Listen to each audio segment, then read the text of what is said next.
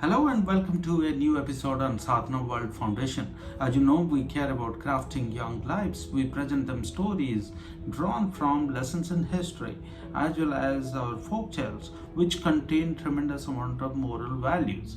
We think that these stories contain tremendous amount of teachings which our young children and adults can adapt into their own lives and become stronger and better human beings. Haven't we seen people who are wise, who are well read, who are possibly intelligent, behave very rudely with others? Similarly, haven't we seen people who are rich behave unnecessarily rudely with other people? Have we ever thought, why do people do what they do? It's very unfortunate, isn't it? Someone who's very wise, who's respected for the wisdom, someone who's so well read, is respected for the information, for the knowledge that one has, behaves so badly with people and with so much of arrogance, treats others as if they are so lowly and they themselves are so high above the rest. Let me describe a small story. Once upon a time, there was a class of children. Let's say the class had 50 children. There was a boy called Tanish who was from a rich family. He had access to all the luxuries. He used to come to school by a chauffeur-driven car.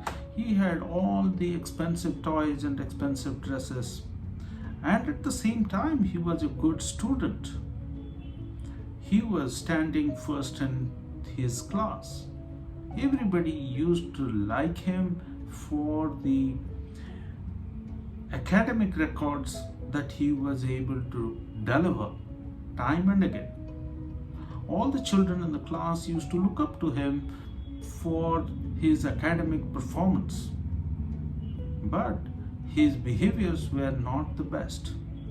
He would treat his classmates as if they are from a class, from a society that he doesn't belong to. He used to treat himself and identify himself as a class above the rest. However, he was just one child in the class and everybody else was kind of tolerating him. Over a period of time, as more and more interactions started happening among the classmates, some of his words, behaviors were extremely intolerable. So everybody started maintaining a certain kind of distance and Tanish started feeling very lonely. After a while, another boy came from some new town. He was also belonging to a rich family and at the same time he was a good student. So for the first time, Tanish got a competitor in the class. Competition in terms of academic results, competition in terms of the wealth and the lifestyle. So Tanish wasn't, of course, happy about it. However, all the children in the class waited and watched the behavior of this new boy. And surprisingly, this new boy who came to the class was extremely friendly with everyone else. His access to luxury, his access to expensive clothes, expensive toys, all that a child can think about, can dream of, was within the reaches of this new boy. Yet, this new boy was extremely friendly. He would share his lifestyle, he would share his toys, he would play with all of the children. And over a period of time, people started comparing this new boy with Tanish. And this new boy turned out to be more magnanimous than one can ever ask for. This new boy said, "Hey, let's not criticize Tanish to this extent. Let's talk to Tanish and invite him, include him in our group. He's a good boy. Maybe we are not discovering enough about him. And over a period of time, Tanish got included again back in the group and started realizing that he doesn't have to worry so much about competition, about the class. His idea of belonging to an upper class started getting dismantled. What do we learn from this story? I think, one, it's good to understand one's own power, one's own abilities, one's own strengths, and strengthen those strengths. If somebody has access to luxury, access to wealth, access to knowledge, access to wisdom, intelligence, one should see that how to leverage all those strengths to do something which is good for oneself as well as everybody else. So look at this new boy who came to that class. He had access to wealth, he had access to lifestyle, he had access to intelligence, knowledge, intellectual capability. He deployed all of that for his own benefit, as well as he distributed that amongst the classmates. And he created an environment which not only helped him, his classmates, but also Tanish, who was suffering from loneliness and emotional stress, because all other kids were distancing themselves from Tanish just for his rudeness.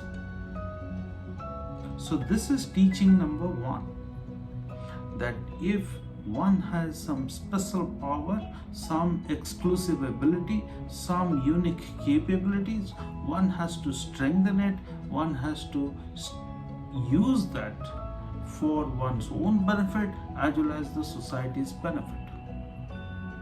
And the second teaching is that if one starts becoming rude, arrogant about one's uniqueness, then that brings the downfall for that person.